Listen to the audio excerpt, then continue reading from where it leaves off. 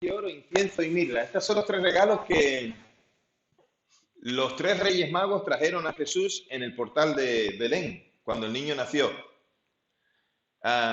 Puedo decir, porque los niños no están aquí y es responsabilidad tuya enseñarles esto a tus hijos, pues que ni eran tres, ni eran reyes, ni eran magos. Vuelvo a repetir, ni eran tres, ni eran reyes, ni eran magos. Cuando a mi hijo Bernabé, siendo pequeñito, nosotros siempre le dijimos a nuestros hijos la verdad en cuanto a esto. Los Reyes Magos, Papá Noel, es una ilusión, son historias, cosas que nos mantienen despiertos tal vez, pero siempre les dijimos que los regalos iban desde papá y mamá. Entonces, como ellos eran conscientes de esto y ponían su oreja cuando hablábamos en casa, cuando alguien le preguntaba, a ver, ¿sabéis los nombres de los tres Reyes Magos? Mi hijo Bernabé siempre decía, cuando era pequeño, tenía como 6, 7 años, tal vez 8, no lo sé, pequeño, era pequeño. Y él siempre decía, los tres Reyes Magos son papá, mamá y la tarjeta de crédito. Y Pablo, que siempre ha sido un despierto para un montón de cosas y a veces un poco espabilado, él, claro, como él sabía que los Reyes Magos no existían y que los Reyes Magos éramos los padres, él se lo empezó a decir, cuando tenía 5 años, se lo empezó a decir a todos los niños del cole. Y claro, la maestra habló con nosotros, con Mabel y conmigo, y oye, mira, no sé qué le enseñáis al niño, está bien lo que le enseñáis, pero por favor que no se lo diga a los niños así abiertamente, porque los niños todavía guardan la ilusión de que los Reyes Magos son los Reyes Magos y tal y cual. Entonces nosotros le explicamos a la maestra que nosotros íbamos a seguir enseñándole a nuestro hijo eso y no le íbamos a impedir que lo dijera, pero bueno, que intentaríamos que no se lo dijera a los niños de su clase. 5 años tenía. Bueno, ¿qué pensáis que hizo Pablo? Pablo es verdad que no lo dijo abiertamente y en público delante de todo el mundo, pero ¿saben qué hacía él? Iba pupitre por pupitre diciéndole a los niños, los Reyes Magos no existen, los Reyes Magos no existen, los Reyes Magos no existen, los Reyes Magos no existen. El tipo era fiel a sus convicciones y no había quien le hiciera callar. El caso es que oro, incienso y mirra. Quiero hablar de hoy de este pasaje en Mateo, capítulo 2, versículos del 1 al 12. Quiero hablaros de este pasaje porque voy a hablaros un poquito de esos tres, que en realidad no sabemos si eran tres, por eso que te dije que ni eran tres, ni eran reyes, ni eran magos. Posiblemente, ahora te explicaré todo, pero quiero enfatizar muy específicamente los tres regalos, el oro, el incienso y la mirra. Y a la vez quiero preguntarte, o quiero hacerte pensar que estos fueron los regalos que estos sabios trajeron, pero ¿qué regalos traes tú a Jesús? ¿Cuál es tu adoración a Jesús? Porque estos sabios que venían de un lugar muy lejos trajeron su mejor adoración al Señor y trajeron cosas que eran dignas de un rey. Pero, ¿cuál es la adoración que le traes tú a Jesús? ¿Cuál es el regalo que le traes? ¿Cuál es la ofrenda que le ofreces? ¿Qué es lo que le das a Jesús? Jesús quiere de nosotros todo por entero lo que somos, quiere por entero nuestras familias, quiere por entero todos nuestros pensamientos, quiere por entero también todo lo que tenemos, todo lo que somos. Pero sobre todo Jesús quiere nuestro corazón y la adoración, el mejor regalo es el que se da desde el corazón. Alguien puede venir con el regalo más valioso, del varón más impresionante que puedas imaginarte en la faz de la tierra, puede traer algo, una cuenta, una libreta con una cuenta corriente con muchos ceros, pero puedes traer ese regalo, pero si no traes el corazón no tienes absolutamente nada.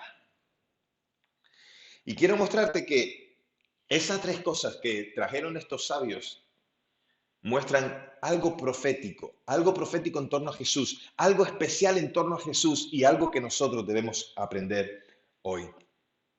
Así que tenemos este pasaje y si os acordáis, a principios del mes de diciembre, os hablé un poquito acerca de cómo era el lugar donde nació Jesús. ¿Os acordáis que os dije que era un lugar lleno de oscuridad, que realmente los pesebres no eran lugares como nosotros los podemos imaginar hoy, donde hay luz o donde hay una cierta higiene, un cierto orden? Todo aquello era conforme a la época algo que era normal, que era un lugar lúgubre. Jesús verdaderamente nació en Belén, ¿vale? Nació en la ciudad de Belén y allí es donde él se dio a conocer. Allí es donde Dios preparó todo para que el Mesías fuera revelado. Belén era un pueblo a unos 8 kilómetros de Jerusalén aproximadamente, y su nombre original era Efrata. Luego cambió el nombre a Belén. Y Belén quiere decir casa de pan, casa de pan. Y es cierto esto porque Belén estaba en una región de Israel que era muy fértil. Por lo tanto, su nombre le venía al pelo: casa de pan, tierra fértil, lugar donde se sembraba y donde se cosechaba en abundancia. Belén estaba ubicado sobre unas montañas de un color grisáceo a más de 800 metros a nivel del mar. Yo saben, todas estas cosas que os cuento, me las voy aprendiendo también porque un día voy a ir a Israel. Y si quiere venir conmigo, lo organizamos juntos. Ya Tiago ya se apuntó. Entonces ya somos dos. Si quieres venir con nosotros, te dejamos que vengas y todo. Pero yo quiero llegar hasta aquel lugar teniendo todos estos datos en mi cabeza y disfrutar el momento allí. Belén tenía una larga historia. De Belén hemos escuchado historias como que en la escritura hemos leído textos como que Jacob fue allí donde enterró a su esposa, a Raquel. También fue el lugar donde Ruth, después de casarse con Boz, allí vivió. Pero sobre todo Belén se conoce por ser la ciudad de ¿quién? La ciudad de David. La ciudad del rey David. La ciudad donde vivía David, de donde era David. Y era Belén ese lugar que esperaban del que viniera el Mesías, el Salvador. Belén era el lugar donde estaban esperando que el pueblo esperaba el gran libertador. Es verdad que no esperaban un libertador como el que vino, como Jesús, el Mesías, el Salvador, noble, humilde, amoroso, sino esperaban como David, un guerrero fuerte, valiente, alguien que no tuviera temor, que peleara contra gigantes y los venciera. Esperaban a alguien así. El profeta Miqueas dijo, en Miqueas capítulo 5, versículo 2 lo podemos leer: pero tú, Belén Efrata, tan pequeña entre las familias de Judá, de ti ha de salir el Señor de Israel. Ya habían profecías acerca de esto.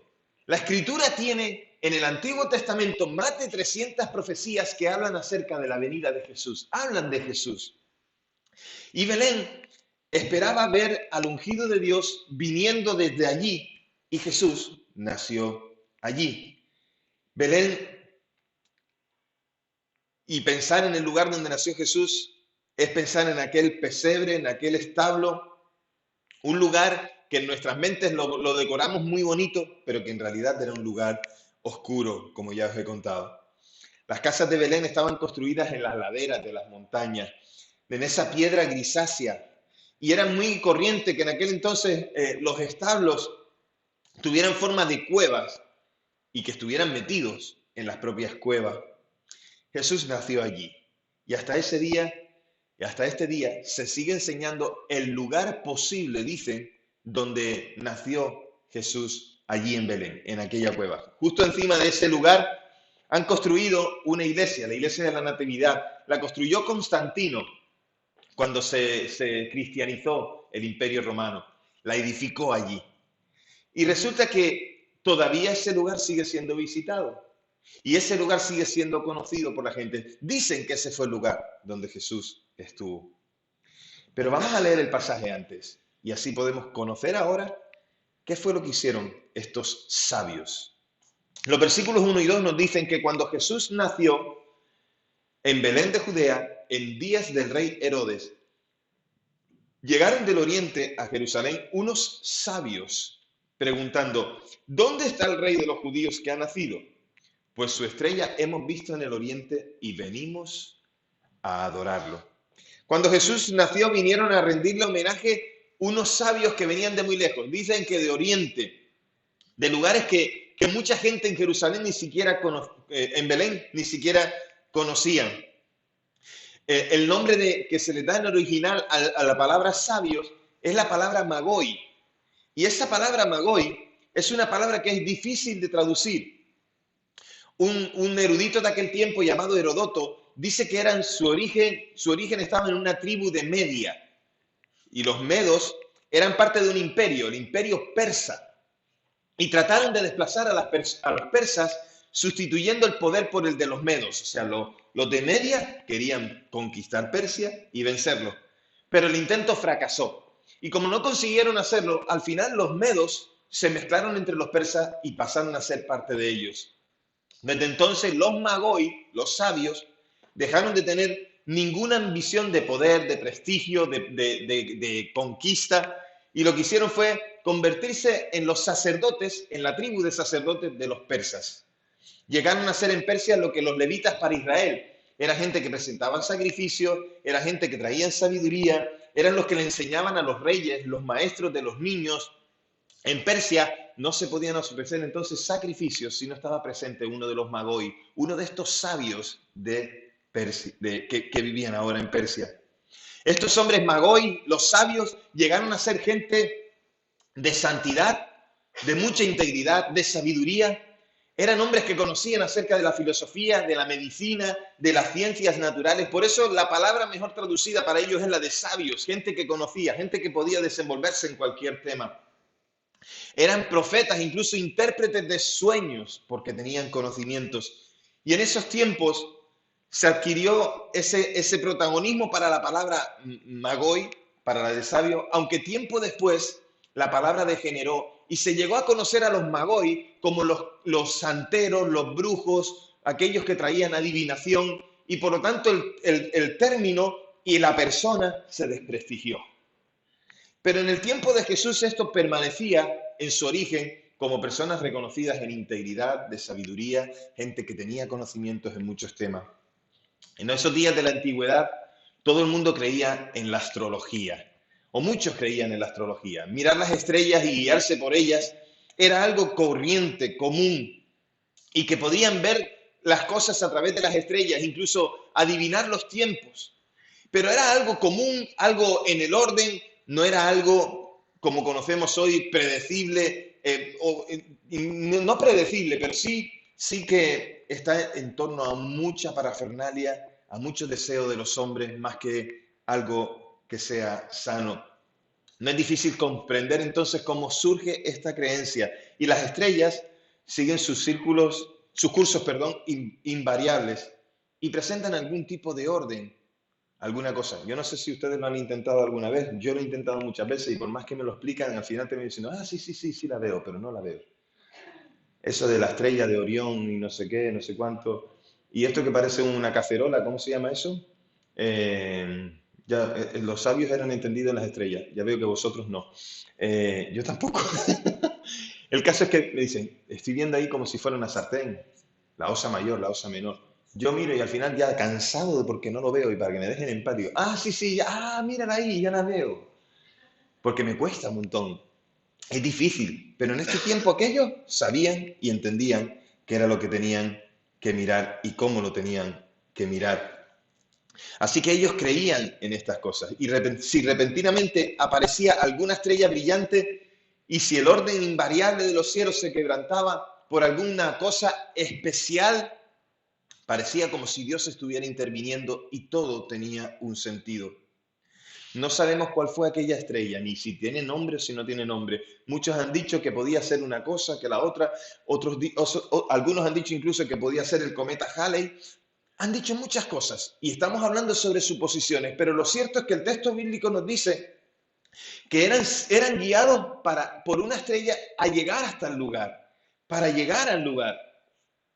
Se han hecho muchas sugerencias, pero lo cierto es que llegaron hasta allí. Incluso hay una teoría que tiene que ver con los egipcios que pusieron el nombre de aquella estrella Mesori, y el Mesori quiere decir nacimiento de un príncipe, o sea que por aquel tiempo la gente estaba ya esperando, conforme a las culturas que estaban alrededor, estaban esperando el nacimiento de alguien especial, el de un rey. Y posiblemente estos sabios, guiados por esas enseñanzas y guiados por esas cosas, y guiados por su sabiduría, tal vez fueron hasta allí. Nos dice el último versículo del pasaje que vamos que estamos leyendo y que no hemos leído todavía, ya lo sé. Nos dice que aquellos sabios recibieron por sueños, por revelación de parte de Dios, que no fueran otra vez a Herodes.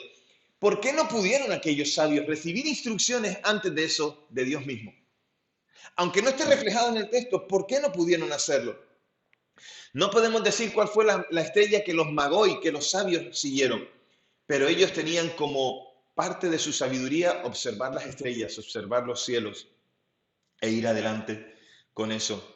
Puede que nos parezca extraordinario a nosotros los hombres que unos hombres en un lugar extraño, sin comunicaciones como las que tenemos hoy, supieran del nacimiento de un rey, de un Mesías, de alguien especial, que no conocían, que no sabían, pero que alguien les estaba guiando hasta allí. Hasta los historiadores romanos sabían de estas cosas. Suetonio, Tácito, sabían de estas cosas. Incluso Flavio Josefo, en su libro La guerra de los judíos, también recoge estas cosas. Casi por el mismo tiempo que se hablan de estas cosas en las diferentes culturas, que hablan los romanos, que hablan los judíos, por el mismo tiempo es el nacimiento de Jesús. Es el nacimiento de Jesús en tiempos del emperador Augusto, que Augusto había sido nombrado como Salvador del mundo. El imperio Roma le nombra el Salvador del mundo. Y en medio de todo esto, unos ángeles y unos sabios que vienen de otro lugar vienen anunciando que el Salvador del mundo todavía no está y que va a nacer, o que ha nacido. Es increíble todo esto. Hay un montón de cosas que están en torno al nacimiento de Jesús y no tenemos ni la más mínima necesidad de pensar que la llegada de estos sabios a donde Jesús nació hubiera sido una leyenda, porque hay muchas cosas que confluyen para ver una coincidencia. Es exactamente lo que en el mundo antiguo se esperaba, el nacimiento de aquel Mesías. Además, es la clase de cosa que se puede esperar de un Dios sobrenatural. Porque la mayoría de las cosas que están escritas en la Biblia son cosas de un Dios sobrenatural. La mayoría de las cosas que están escritas en la Biblia no pueden ser entendidas con el entendimiento y conocimiento humano. Porque las cosas de Dios son cosas sobrenaturales. Las cosas de Dios no son cosas que podemos comprender con nuestros pensamientos o con lo que nos enseñaron en la escuela o con toda nuestra inteligencia. Las cosas de Dios son extraordinarias. Las cosas de Dios son cosas que se entienden solo desde la fe y por la fe. Y por eso hoy, cuando leemos estos textos, solo podemos decir, Señor, creo lo que tú me enseñas, porque he creído en tu salvación, he creído en tu venida y he creído en el propósito de tu venida. Por eso no me cuesta creer el texto bíblico. Y cuando hablamos de estas cosas que para el mundo es locura, para nosotros es cordura, porque conocemos al Salvador. Las cosas que están escritas en la Biblia no se pueden entender con el entendimiento de los hombres. No sé si soy yo el único, pero yo creo muchas cosas que la Biblia dice a pie juntillas porque la Biblia lo dice y porque creo que es texto que Dios entregó revelado, una revelación especial para los hombres. Cuando vino Jesús, el mundo estaba en la necesidad de recibir algo especial. El mundo tenía una expectación en cuanto a aquel rey que vendría. Los judíos sabían que vendría un Mesías. La humanidad estaba esperando a Dios y el deseo de Dios estaba en sus corazones. Habían descubierto que no podían vivir sin Dios, que su mejor etapa de su vida sería estar con Dios. Esa sería la mejor etapa de su vida. Aquellos hombres en aquel tiempo, en el tiempo que nace Jesús, estaban esperando algo así. La humanidad sigue esperando algo así y no saben que lo tienen tan cerca, pero a la vez tan lejos. Lo tienen tan en el oído, pero tan lejos del corazón. La distancia del cerebro al corazón son apenas 40-45 centímetros. Y esos son los centímetros que necesitamos para poder, que necesitamos ser recorridos para que haya fe. Para que haya disposición de seguir a Jesús. La gente tiene tan cerca, pero a la vez tan lejos. La gente habla. Pregúntale a cualquier persona en la calle, a cualquier persona, pregúntale si sabe lo que significa Navidad. Si saben lo que se celebra verdaderamente en Navidad. Me encanta en esta época, pero ¿saben qué? No me encanta lo que hacemos, porque hemos perdido el significado. Por eso la iglesia tiene que seguir trayendo el Evangelio. Por eso tenemos que seguir anunciando que Cristo es Señor y Salvador. Los siguientes versículos podemos ver a un hombre que trata de hacer las cosas a su antojo, Herodes. Dice que al oír esto, el rey Herodes se turbó y toda Jerusalén con él. Y habiendo convocado a todos los principales sacerdotes y escribas del pueblo, les preguntó dónde había de nacer el Cristo. Ellos le respondieron, en Belén de Judea, porque así fue escrito por el profeta, y tú, Belén, de la tierra de Judá, no eres la más pequeña entre los príncipes de Judá, porque de ti saldrá un guiador que apacentará a mi pueblo Israel. Este es el pasaje que menciona Mateo, que es Miqueas, capítulo 5, versículo 2. Y entonces Herodes llamó en secreto a los sabios y se cercioró del tiempo exacto en que había aparecido la estrella. Y enviándolos a Belén, dijo, id allá y averiguad con diligencia acerca del niño, y cuando lo halléis, hacédmelo saber, para que yo también vaya a adorarlo. Ellos, habiendo oído al rey, se fueron, y la estrella que habían visto en el oriente iba delante de ellos, hasta que llegando se detuvo sobre donde estaba el niño. Herodes, el grande, recibió la noticia de que habían llegado del oriente de muy lejos unos sabios buscando al rey de los judíos. Pero él pensaba, ¿acaso no soy yo ese rey? ¿Cómo que ha de venir alguien que tiene que sustituirme? ¿Cómo que ha de venir alguien que tiene que ocupar el trono que es mío? Cualquiera en su lugar se hubiera preocupado de la misma manera. ¿Cómo es que yo, que ocupo tal posición, va a venir alguien a ponerse en mi lugar? Entonces, Herodes, que era medio judío y medio edomita, tenía sangre edomita en las venas, se había hecho útil a los romanos en las guerras y en los levantamientos que en Palestina se producían contra el Imperio Romano. Aquellos que se levantaban con espada para intentar conquistar su tierra y poseerla a ellos sin que nadie los dominara. Pero Roma era un imperio muy fuerte y era difícil sacarlos de allí. Fue nombrado Herodes gobernador de esta tierra en el año 47 a.C. Y su reinado duró mucho tiempo, se prolongó hasta después de haber nacido Jesús. Él había ejercido el poder durante tanto tiempo y se le llamaba Herodes el Grande porque consiguió mantener la paz en la tierra a pesar de los muchos levantamientos que hubieron. Con él se reconstruyó el templo de Jerusalén y él consiguió bajo su reinado que el templo volviera a tener esplendor, pero no el gran esplendor que había tenido con el rey Salomón. Y entonces él también, en los tiempos difíciles que el pueblo pasó hambre, se le conocía por ser generoso porque ayudó al pueblo aun cuando había hambre. Incluso llegó a vender todo el oro que él tenía o a fundirlo con tal de que el pueblo tuviera trigo. Se le conocía así. Pero también tenía un terrible error en el carácter Herodes. Herodes era una persona muy desconfiada.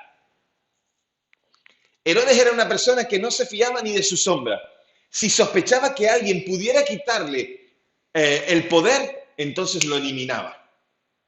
Tal es así que Herodes llegó a asesinar a su esposa, a dos de sus hijos, y todo el que se levantaba contra él, o que él sospechaba que se levantaba contra él, le pasaba el cuchillo.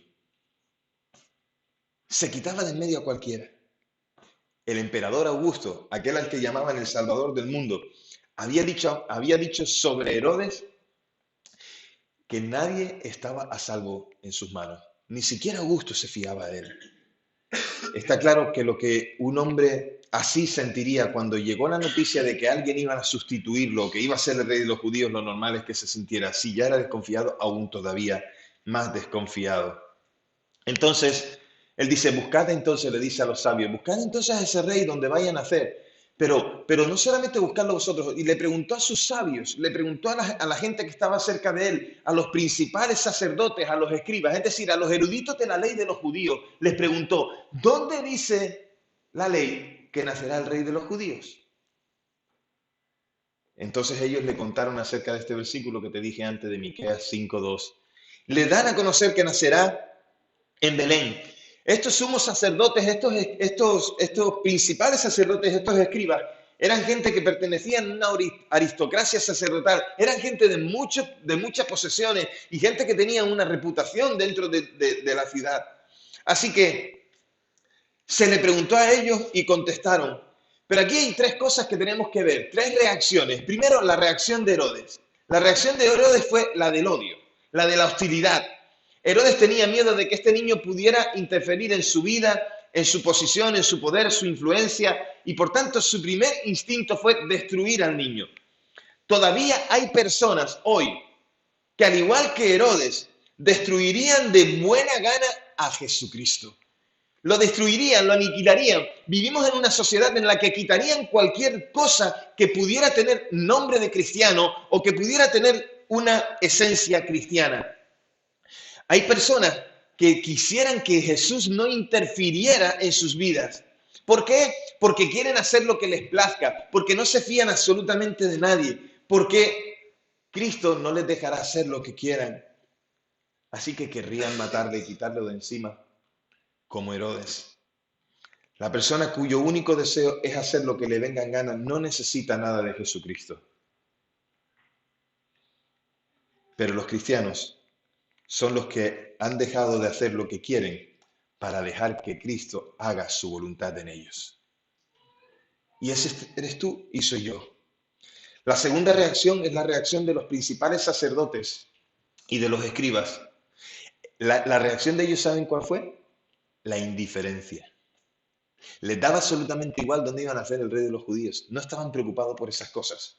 Estaban más preocupados por gozar de sus privilegios, de los rituales del templo, de sus discusiones en cuanto a la ley, si era esto legal o no era legal, si se tenía que hacer así o si se tenía que hacer allá. No estaban preocupados por la venida del Salvador. Y hoy en día también hay gente que es indiferente ante esto, porque aunque se llaman cristianos, discuten otros temas más que buscar la presencia de Dios. Discuten otros temas y hablan de cosas que no son importantes en vez de predicar el Evangelio a toda criatura. Pasamos mucho tiempo en cosas que no tienen importancia y nos olvidamos que el Señor nos mandó a buscarle a Él y a anunciar su nombre. Nos olvidamos de estas cosas. Nos olvidamos de la importancia del Evangelio porque nos enredamos en otras cosas, porque estamos más ocupados de nuestra posición, estamos más ocupados en nuestro ritual. Cristiano, iglesia, no te ocupes del ritual, ocúpate de buscar al Señor. Con todo tu corazón, con todas tus fuerzas. La tercera reacción, que fue la mejor, era la de los sabios. La reacción de los piadosos. La reacción de alguien que ama la encomienda que se le ha hecho, la petición que se le ha hecho. Poner el deseo de seguir a Jesús y de poner a sus pies el mejor de los regalos. Los tres que le trajeron. Los tres regalos que le trajeron. Esa fue la mejor reacción. Sin duda, cuando uno se da cuenta del amor de Dios en Jesucristo, también se pierde como ellos, nos perdemos como ellos en admiración, en alabanza y en adoración al Rey. Y Jesús, Dios mismo, está buscando adoradores que le adoren en espíritu y en verdad. Gente que no esté dispuesta a enrolarse en las reacciones del mundo, sino a enrolarse en las reacciones que alaban al Señor. ¿Saben? Yo deseo en mi corazón, y Jesús más que yo, multiplicado por infinito, que la iglesia sea una iglesia que le adore, que se preocupe en buscarle. Ese es el deseo de nuestro Señor. Y por fin llegamos a lo que significan los tres regalos. Versículo 10. Y al ver la estrella, se regocijaron con muy grande gozo. La estrella les llevó hasta el lugar. Y al entrar en la casa vieron al niño con María, su madre, y postrándose lo adoraron. Y luego, abriendo sus tesoros, le ofrecieron presentes, oro, incienso y mirra. Pero siendo avisados por revelación en sueños que no volvieran a Herodes, regresaron a su tierra por otro camino. Hablando con un amigo ayer, me decía, cuando yo era niño a mí me enseñaron que los regalos que trajeron al rey eran oro, incienso y birra. Y cuando crecí me dijeron que era mirra, me quitaron el rollo, dice.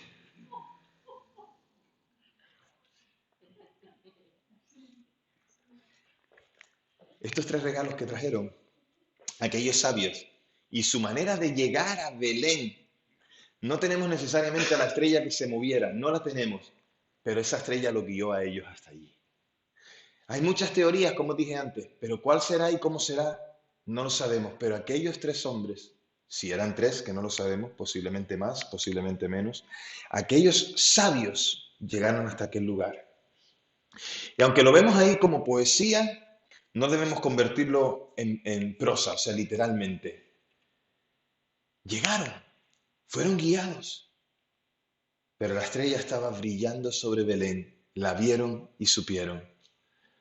Es fácil llegar a un lugar cuando tú dices, tengo que llegar a San Boi de Llobregat. Pero más difícil es cuando tienes que llegar al lugar exacto donde tienes que ir, a la dirección, al número, al piso. Hoy lo tenemos muy fácil gracias a los GPS. Los GPS nos han resuelto la vida. ¿Cuántos recuerdan intentar llegar a algún lugar con un mapa en las manos sin el GPS? Yo recuerdo eso. Recuerdo una bronca con mi mujer por eso. Saliendo de Elche, ¿no? Teníamos que salir de Elche camino a Gandía. Tardamos más en salir de Elche que lo que tardamos en llegar a Gandía. Porque encima había una carrera popular de esta ciclista y todas las calles estaban cerradas y nosotros, por más que nos metíamos por las calles del mapa, Al final, yo que iba con el mapa y mi mujer iba conduciendo, mi mujer paró el coche en un sitio y entonces me dijo, ahora conduces tú, yo llevo el mapa, porque no nos poníamos de acuerdo. Lo cierto es que es tan fácil hoy con el GPS, pero estos tres, insisto con los tres porque, claro, pienso en los tres, tengo ya aquí, pero estos sabios no tenían el GPS. La estrella los guió hasta aquel lugar y tuvieron gozo cuando llegaron a aquel lugar.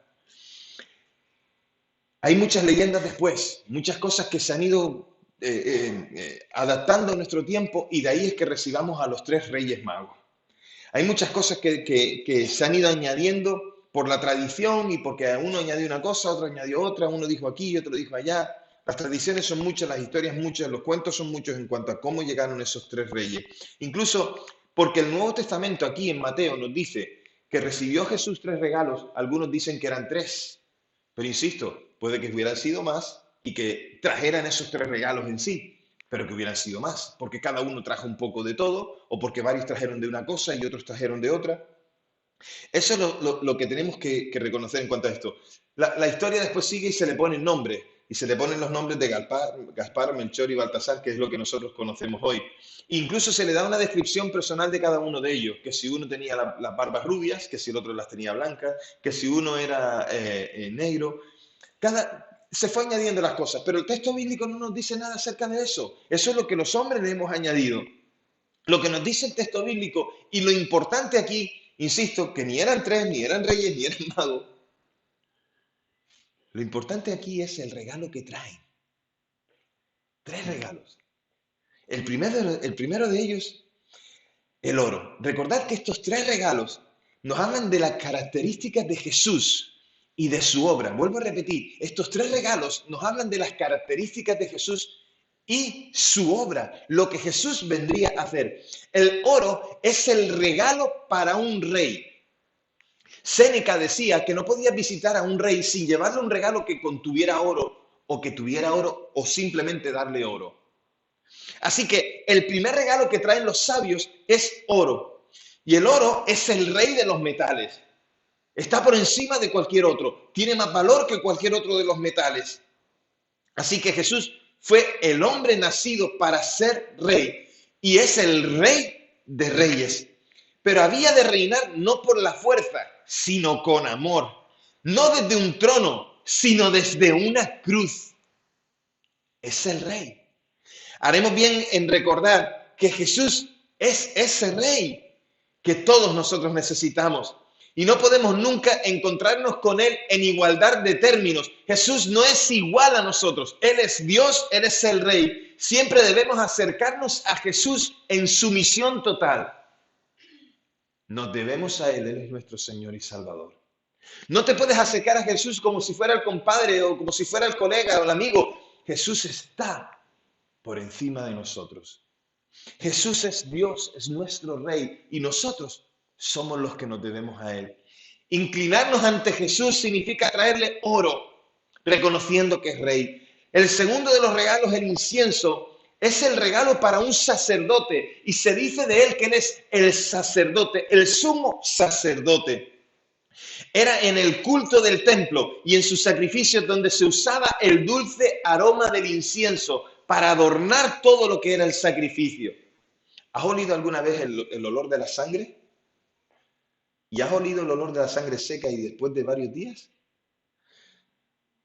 Yo he tenido la oportunidad de oler eso y te digo que eso es horrible. El olor ese es horrible. Eso hay que limpiarlo con lejía, limpiarlo con esto, limpiarlo con otro. Es horrible. El olor de la sangre es horrible.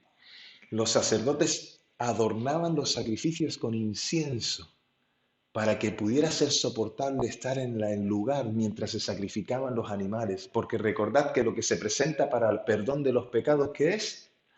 No el animal, sino la sangre. Ellos adornaban aquel lugar con incienso para poder soportar el olor.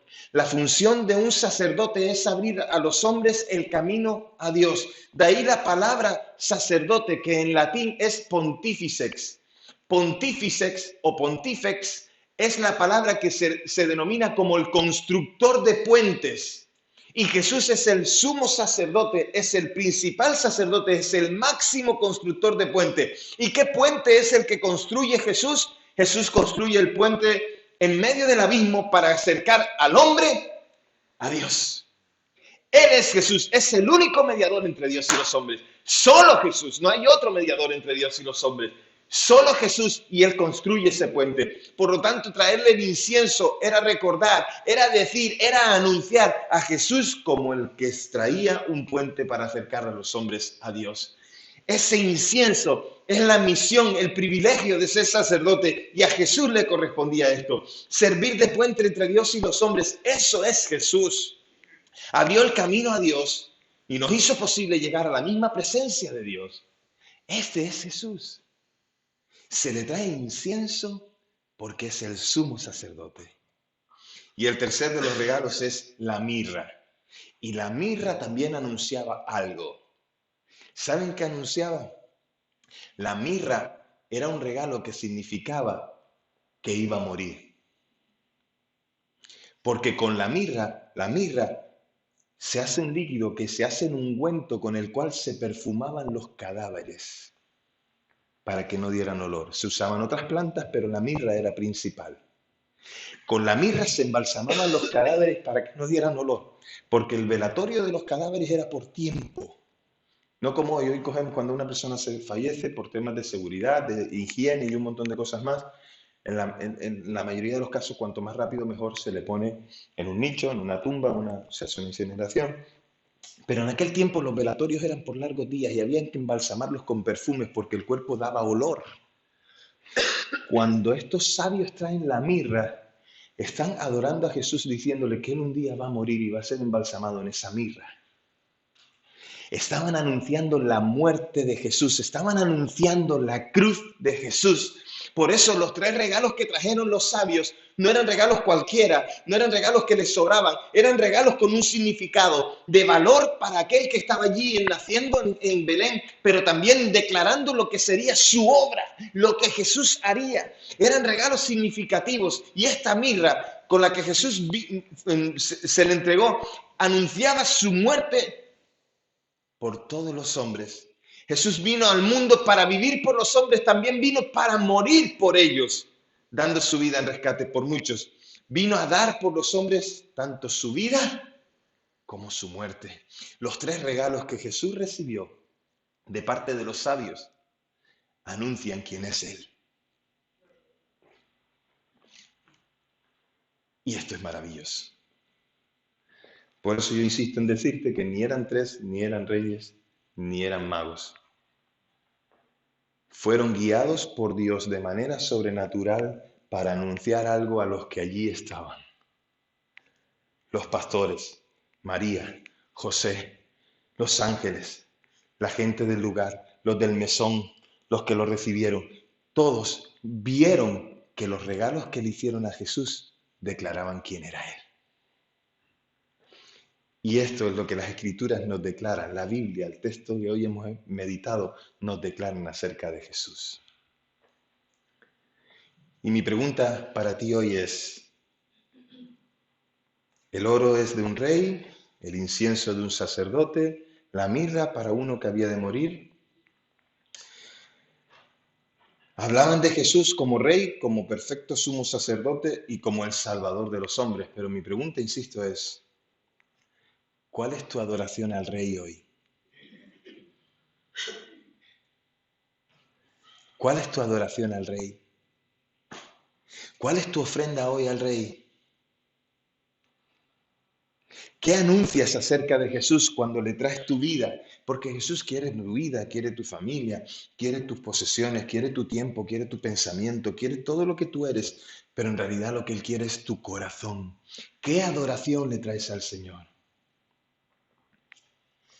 Hoy en la mayoría de las casas pondremos los zapatos allí al lado del arbolito, pondremos el turrón, pondremos la leche para los camellos, pondremos... incluso que no se te olvide, plátano de Canarias, ¿eh? Tienes que ponerle plátano de Canarias a los camellos. Si no son de Canarias, no le pongas ninguno. Tienes que ponerle plátano de Canarias a los camellos. Y allí pondremos todos los regalos que recibiremos unos de otros, padres a sus hijos, esposo a la esposa. Pero no es este tipo de regalos al que me refiero hoy. ¿Qué tipo de regalos le traes tú a Jesús? Hemos sido guiados no por una estrella, sino por el Espíritu Santo de Dios a conocer a Jesús. Fuimos convencidos por el Espíritu Santo de Dios de pecado, de justicia y de juicio. Y ahora espera de nosotros una adoración auténtica. Jesús es nuestro Rey. Jesús es nuestro sumo sacerdote. Jesús es nuestro Salvador. Adórale por lo que Él es. No le adores por lo que te da, adórale por lo que Él es, por lo que significa para ti, por lo que ha hecho por ti. Adórale, gózate.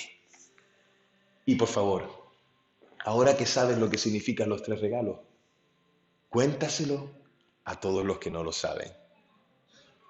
Cuéntale no de los regalos, sino el significado de los regalos en Jesús. Oramos. Señor, gracias porque de manera sobrenatural es todo lo que te rodea y de manera sobrenatural viniste. De manera sobrenatural nos has perdonado, de manera sobrenatural nos has salvado, de manera sobrenatural, Señor, nos has hecho nuevas criaturas y has escrito nuestros nombres en el libro de la vida. Jesús, gracias, gracias, Señor. Hoy te reconocemos como Rey, como sumo sacerdote y como nuestro Salvador. Eres el único y suficiente Salvador. Señor, te adoramos. Aquí están nuestras vidas. Señor, te las ofrecemos. No tenemos ni oro, ni incienso, ni mirra hoy en nuestras manos, pero traemos nuestro corazón dispuesto a adorarte, Señor. Traemos nuestras vidas dispuestas a rendirlas delante de ti, a decirte, Señor, sírvete de nosotros para hacer tu plan en la tierra, para que otros puedan conocerte, para edificar tu iglesia, para establecer los cimientos de esa iglesia. Señor, sírvete de nosotros. Porque hoy te traigo mi vida, es todo lo que tengo y es lo mejor que puedo darte. Y Señor, sabemos que es todo lo que esperas. Te hemos conocido, Señor. Y ahora, Señor, queremos adorarte. Oro por una iglesia, Señor, que se rinda a ti. Que se rinda a ti. En el nombre de Jesús te lo pedimos. Amén.